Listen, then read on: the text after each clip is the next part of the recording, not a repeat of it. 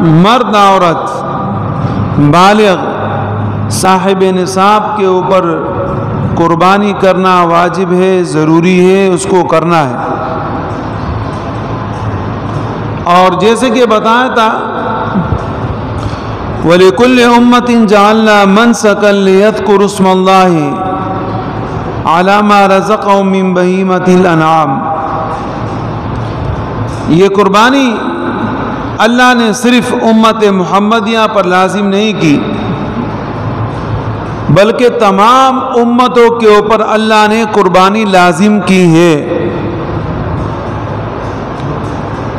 البتہ رسول اللہ صلی اللہ علیہ وسلم کی امت پر ایک احسان بھی کیا،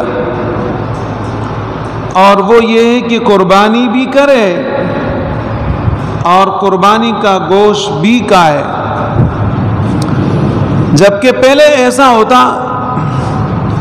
کہ کسی کا صدقہ، خیرات، قربانی اسی طرح قبول ہوتی کہ جنگل بیابان میں اس کو رکھا رہتا، آسمان سے آگ آتا، وہ آگ اس کو راکھ کر دیتا، جلا دیتا، تو پھر اس کے بعد یہ سمجھا جاتا کہ اس کی قربانی اللہ نے قبول کر لی۔ لیکن اللہ رب العزت نے ہمیں قربانی کا فریضہ بھی دیا، اور ساتھ ساتھ میں ہمارے پیٹوں کا خیال بھی کیا کہ کھاؤ، میرے نام پہ ذبح کرو اور کھاؤ۔ اب جو میرے نام پہ ذبح کر کے کھانا ہے، یہ ایک بہت بڑی بات ہے۔ اللہ کے نام پہ ذبح کرنا، یہ ہے ہمارا بنیادی عقیدہ کہ کوئی بھی کام ہم اللہ کی رضا کے لیے کرے، اللہ کے لیے کرے، اللہ کا نام لے کر کرے۔ ایسا نہ ہو کہ ہم کوئی قربانی کریں، ویسے کوئی جانور ذبح کرے، کسی جانور کا نظر مانے، کوئی صدقہ خیرات کرے اور اس پر ہم اللہ کا نام نہ لیں، اللہ کے نام کے لیے نہ کریں، تو پھر وہی چیز حرام ہو جاتی۔ آج ہمارے اندر یہ شرکیات اتنی زیادہ گھسی ہوئی جس کی کوئی انتہا نہیں۔ مال بھی خرچ کرتے، جان بھی خرچ کرتے، وقت بھی خرچ کرتے ہیں، اور اللہ کو راضی بھی نہیں کر پاتے۔ کیوں؟ مین چیز کہ یہ کام اللہ کے لیے کرنا ہے، وہ اللہ کے لیے ہوتا نہیں، وہ غیر اللہ کے لیے ہوتا ہے۔ اور جب لوگوں کو کہا جاتا ہے کہ اللہ کے نام پہ کرو، غیر اللہ کے نام پہ مت کرو، اللہ کے نام کے علاوہ کسی اور کے نام پہ مت کرو، تو لوگ کہتے ہیں کیا یہ باقی جو لوگ ہیں، ولی اللہ ہے، بزرگ ہیں، یہ کیا اللہ کے قریب نہیں ہے؟ یہ کیا اللہ کے قریب نہیں ہے؟ تو کیا اگر کوئی آدمی اللہ کے قریب ہوا تو اس کا یہ مطلب ہے کہ اس کے نام پر آپ ذبح کریں گے؟ اور یہی مشرکین کا بنیادی عقیدہ تھا۔ مکے کے جو مشرکین تھے ان کا بنیادی عقیدہ یہی تھا۔ وہ کہتے تھے کہ دیکھیں، جیسے کہ ایک بادشاہ ہوتا ہے، وہ بادشاہ ملک کا سربراہ ہوتا ہے اور اس کے ماتحت وزیر ہوتے ہیں، تو وہ جو وزیر اس کے ماتحت ہوتے ہیں، کام کرتے ہیں، بادشاہ ان وزیروں کی بات مانتا ہے۔ اگر بادشاہ وزیروں سے راضی نہیں ہوتا لیکن پھر بھی وزیر کوئی بات کرتا ہے، بادشاہ مجبور ہوتا ہے، مانتا ہے۔ انہوں نے اس بات کو لے کر اللہ رب العزت کے اوپر یہ بات فٹ کر دی کہ اللہ رب العزت اپنے ولیوں کی بات مانتا ہے، اگرچہ اللہ اپنے ولی سے ناراض ہے لیکن پھر بھی بات مانتا ہے، یہ کون سی بات ہے؟ تو دنیا کے بادشاہوں کو اللہ رب العزت کے ذات پر قیاس کیا جو بالکل پاگل ہے لوگ۔ دنیا کا جو آپ کا بادشاہ ہے وہ بھی عاجز ہے، وہ کمزور ہے، اس کو طاقت نہیں۔ آپ کا اس کے ساتھ تعلق ہے، اس کا آپ کے ساتھ تعلق ہے، اس کی حکومت آپ کے بغیر نہیں چل سکتی، آپ کی وزارت اس کے حکومت کے بغیر نہیں چل سکتی، آپ ایک دوسرے کے محتاج ہو۔ لیکن اللہ کسی کا محتاج نہیں ہے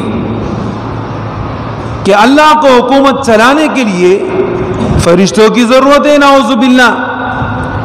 اللہ کو حکومت چلانے کے لیے جنات کی ضرورت ہے، اللہ کو حکومت چلانے کے لیے ولی اللہ کی ضرورت ہے، اللہ کو حکومت چلانے کے لیے رسولوں کی ضرورت ہے، اللہ کو حکومت چلانے کے لیے انسانوں کی ضرورت ہے۔ ایسی کوئی بات ہی نہیں۔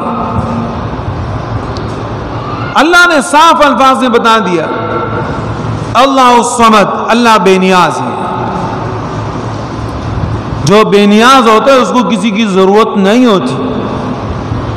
اور پھر ساتھ میں بتا دیا لم یلد ولم یولد، نہ اس کا بیٹا ہے نہ وہ کسی کا بیٹا ہے۔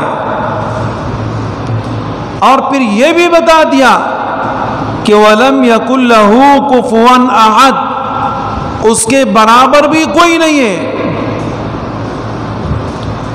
تو یہ جو دنیا میں انسان ہے، کوئی باپ ہے، کوئی بیٹا ہے، اور باپ کہ جب اولاد نہیں ہوتے تو وہ کوشش کرتا ہے کہ میرا بیٹا ہو جائے، علاج سے علاج پہ علاج کرتا رہتا ہے، علاج پہ علاج کرتا رہتا ہے کہ میرے بیٹے ہو جائے۔ اچھا بھائی کیوں بیٹا مانگتا ہے؟ کہتا ہے یار میں بوڑھا ہو جاؤں گا، میرے خدمت کون کرے گا؟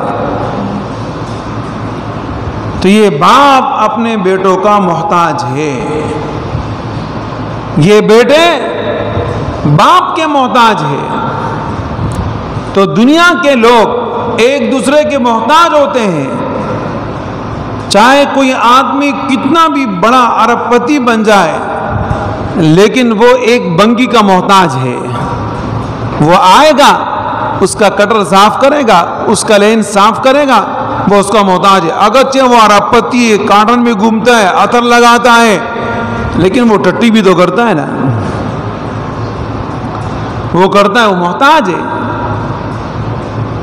اب دنیا کے بادشاہوں کو اگر کوئی آدمی اللہ رب العزت کے اوپر قیاس کرے تو بالکل غلط ہے۔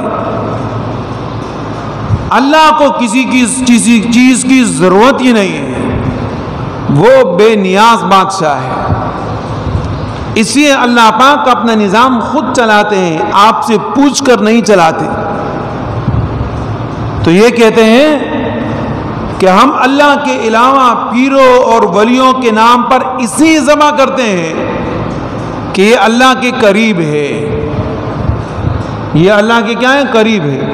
بھائی اللہ کے قریب ہے تو اچھی بات ہے، بزرگ ہے، ولی ہے، ان سے دعائیں کراؤ کہ اللہ پاک آپ ان کے دعاؤں کے لیے ہاتھ اٹھائیں گے، اللہ پاک آپ کی مغفرت کریں گے، لیکن یہ نہیں کریں گے، مغفرت کریں گے اللہ،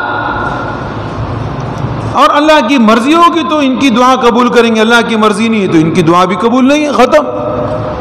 اس کو کیا ضرورت ہے کسی؟ تو یہ ذہن بنانا کہ یہ اللہ کے قریب ہے اس لیے ہم ان کو راضی کرتے ہیں۔ اور پھر اس سے بھی گندا عقیدہ وہ یہ ہے، کہتے ہیں میرا پیر میرے سے ناراض ہوا، میرا پیر میرے سے ناراض ہوا اور اس کی وجہ سے میرے اوپر رزق تنگ ہو گیا، میرے کام نہیں بن رہے،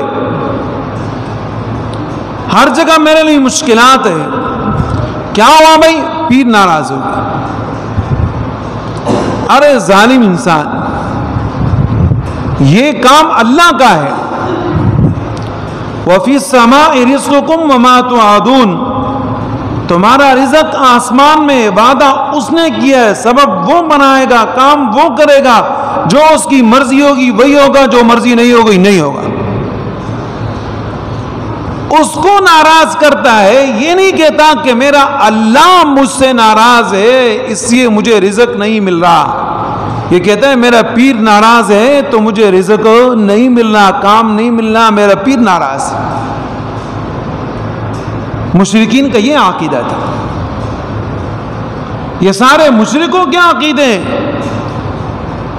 اور جن کو ہم ہر جگہ کڑے بیٹے اٹھے مشرکین بولتے، مشرک مشرک مشرک، تو ان کے کوئی اور کارنامے تھوڑی تھی، صرف یہی کام تھا، یہی کام کرتے تھے، اس لیے ہم ان کو مشرک بولتے۔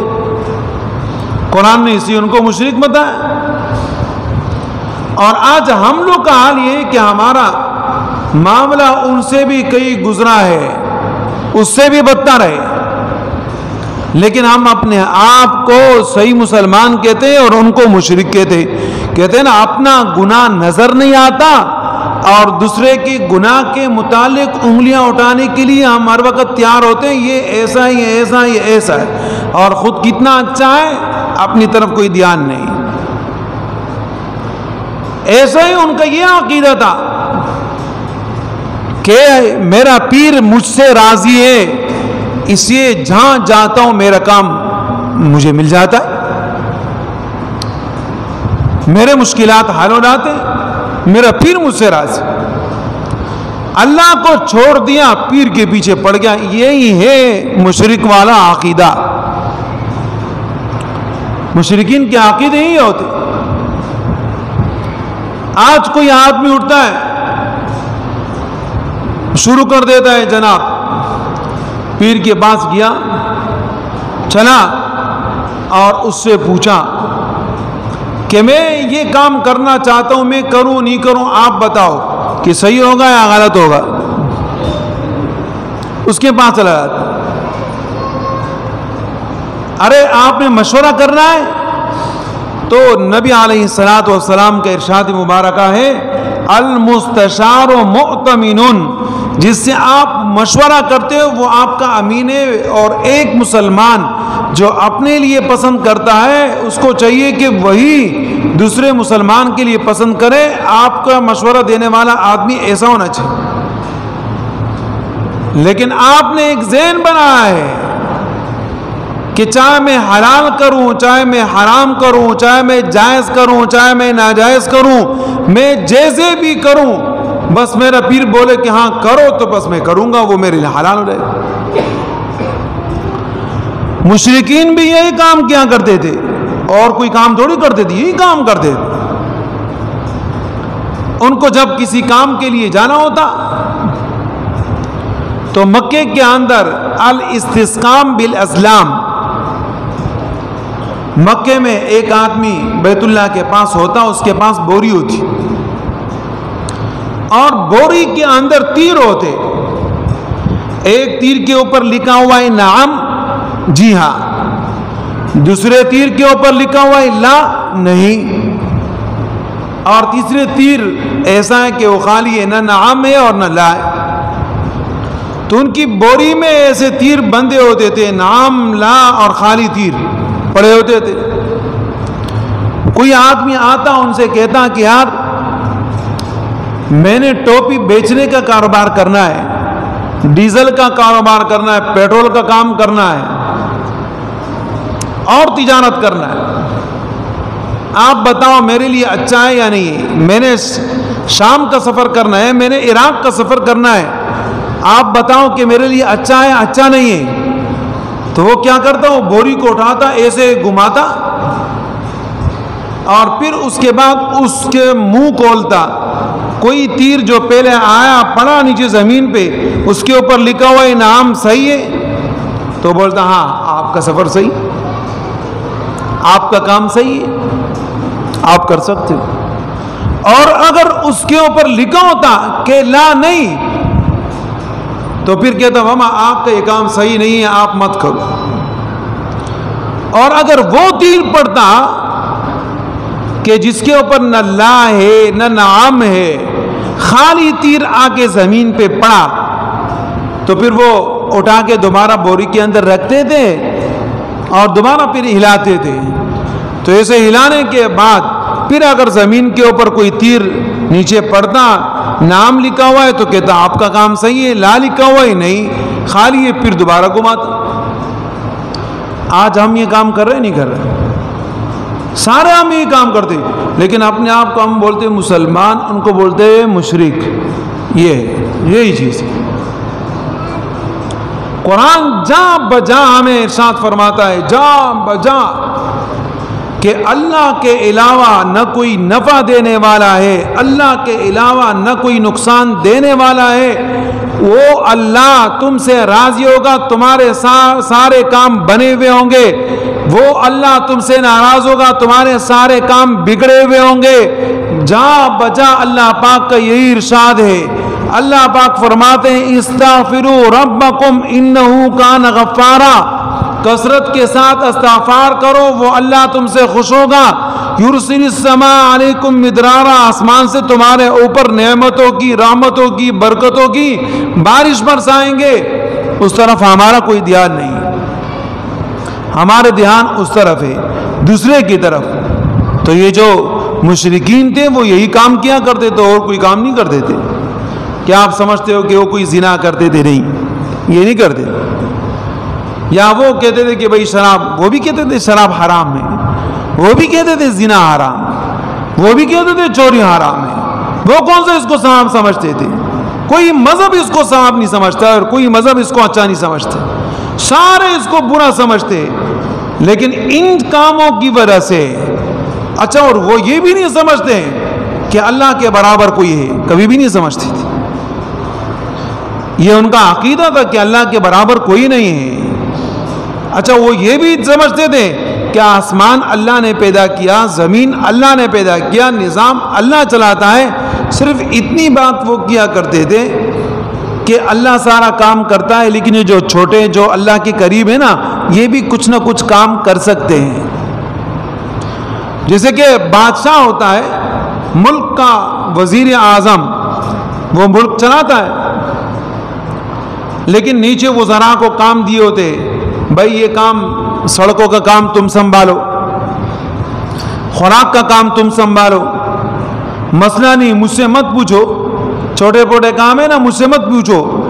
بادشاہ کہتے ہیں نا وزیر اعظم، خود سنبھالا کرو، میرے سے پوچھنے کی ضرورت نہیں. تو کہتے ہیں اللہ بھی ایسے، اللہ نے بھی اپنے ولیوں کو اور نبیوں کو یہ کام دیا ہے کہ بھئی یہ کام جو ہے نا خود کر لیا کرو جب تک کہ میرا حکم نہ آئے.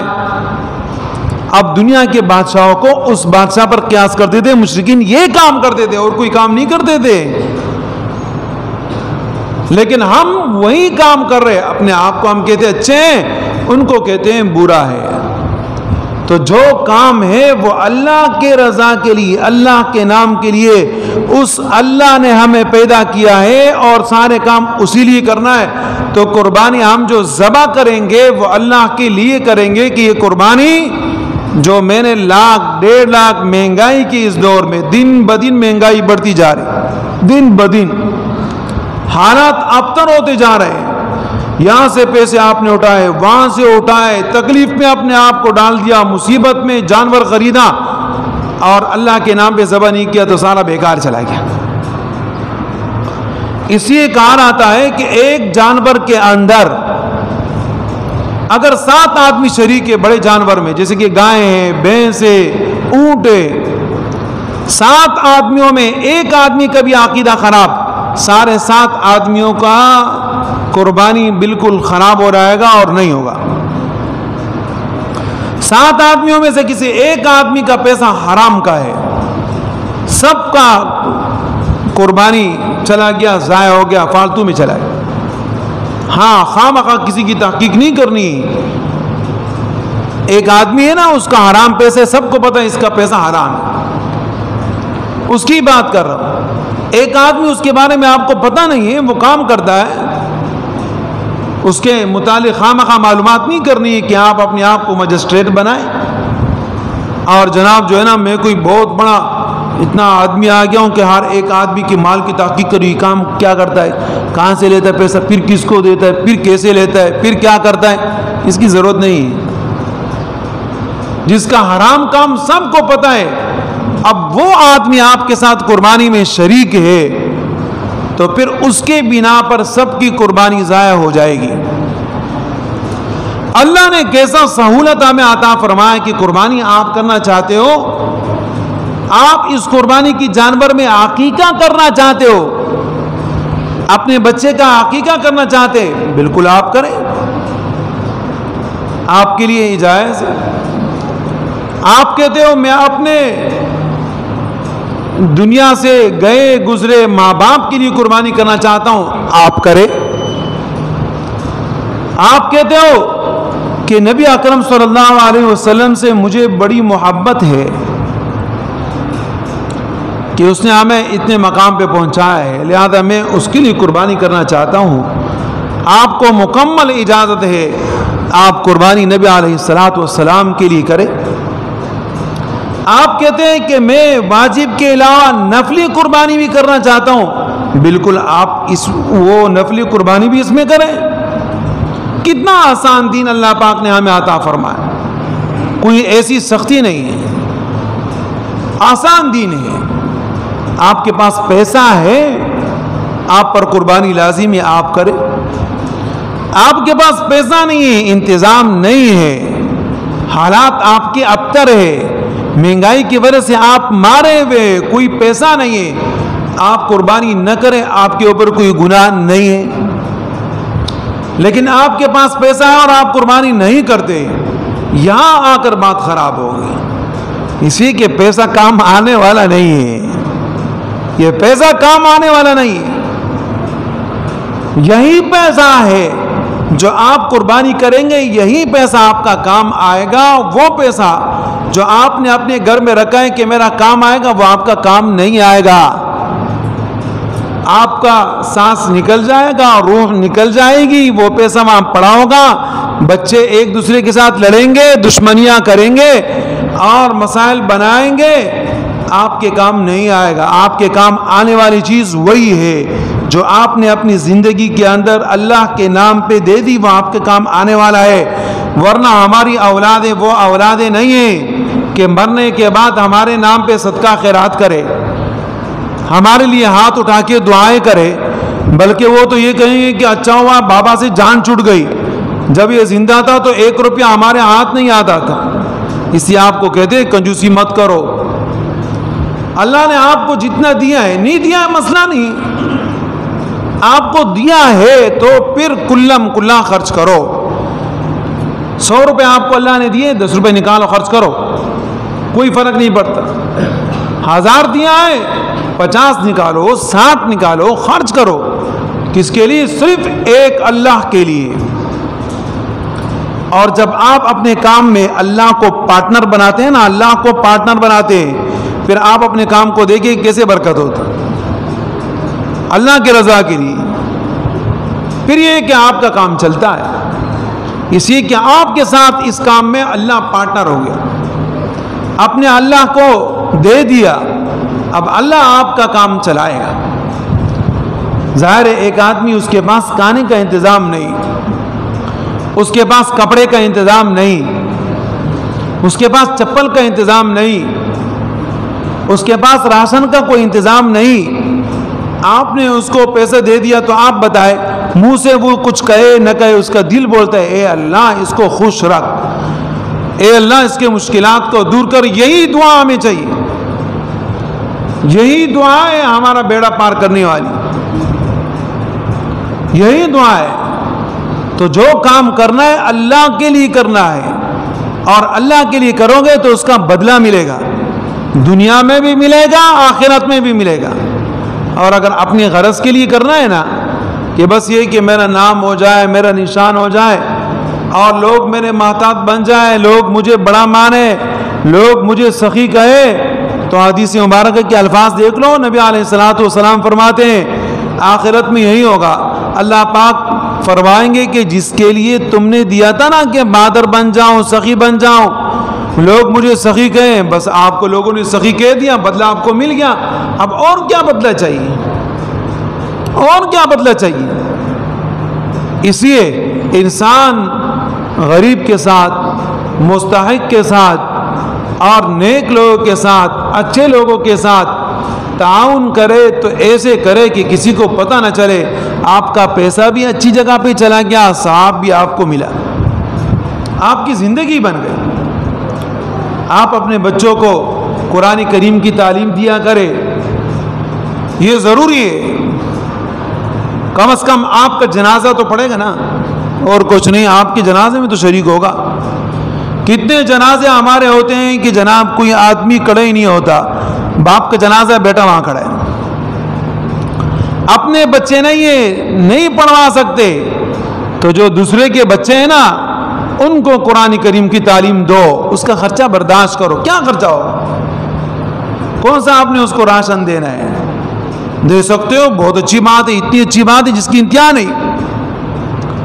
ایک بہت بڑے اللہ والے نے ایک قصہ ذکر کیا ہے، اور ایک بہت بڑے اللہ رب العزت کے ولی اور محدث، علم کی کتابوں کے اندر بڑے عالم گزرے، میرے پاس وہ موجود ہے۔ تو ایک عالم نے بیان کیا اس کا واقعہ، کتابوں کے اندر لکھا بھی ہے۔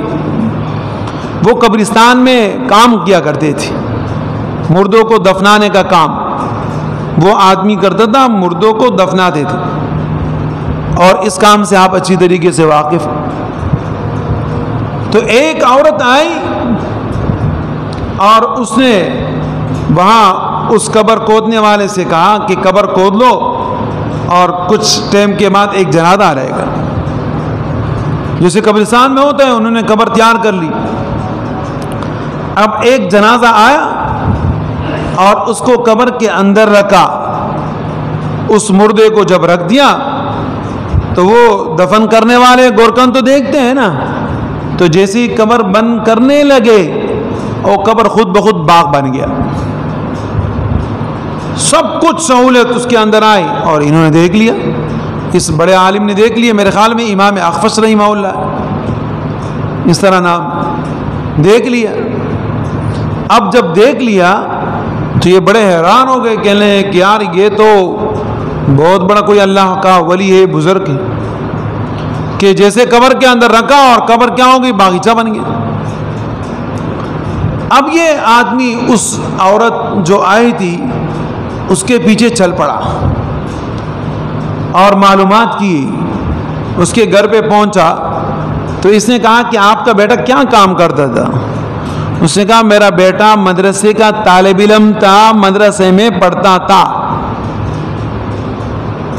بس یہی تھا، مر گیا بیچارہ۔ کہنے لگے اچھا۔ کچھ عرصے کے بعد پھر یہ عورت آئی اور کہنے لگی کہ آپ قبر تیار کرے، ایک مردہ ہے۔ اس نے دوبارہ قبر جب تیار کی، جنازہ لایا گیا، قبر کے اندر رکھا، پھر جناب وہ قبر باغ بن گیا۔ اور وہ کہہ رہے ہیں کہ یہ کوئی الف لیلہ کے قصے نہیں ہیں کہ ہم آپ کو سنا رہے ہیں، آنکھ کو دیکھا حال ہے۔ پھر یہ آدمی اس کے پیچھے چلا اور عورت سے پوچھا کہ یہ کون ہے؟ تو انہوں نے کہا یہ میرا دوسرا بیٹا ہے، یہ پہلا والا بیٹا مدرسے میں پڑھتا تھا اور دوسرا بیٹا اس کو خرچہ دیا کرتا تھا۔ یہ جو دوسرا ہے یہ اس کو خرچہ دیا کرتا تھا۔ اب یہ پڑھنے والے، خرچے دینے والے کا حال آپ خود سن لیں۔ اب ظاہر ہے کہ ایک آدمی قرآن کریم اللہ کا کلام پڑھتا ہے، آپ اس کے اوپر خرچ کر رہے ہو، تو آپ بتاؤ کہ یہ خرچ کرنا کیسے؟ آپ خود بتاؤ، چلے اپنی ایمان سے خود پوچھیں۔ اور پھر یہ کہ آپ کے بچے نہیں ہیں، آپ کسی اور بچے کے اوپر پڑھا رہے ہو، ظاہر ہے قرآن کریم پڑھا رہے ہو، قرآن کریم یہ بچہ بڑا ہو کر آپ کو تھوڑی پیسہ دے گا، کوئی غرض تھوڑی ہے آپ کو، اس سے کوئی غرض نہیں ہے آپ کو، صرف آپ کو غرض یہ ہے کہ اللہ کا کلام پڑھے اور اللہ پاک میری بخشش کا ذریعہ بنائے۔ آپ کی نیت بھی اچھی ہے اور وہ قرآن کریم پڑھ رہا ہے، تو ظاہر ہے اگر قرآن کریم حفظ نہ کرے لیکن یہ ہے کہ پھر بھی قرآن کریم اٹھائے گا تو ہی، جب قرآن کریم اٹھائے گا تو جناب آپ کو ثواب ملے گا۔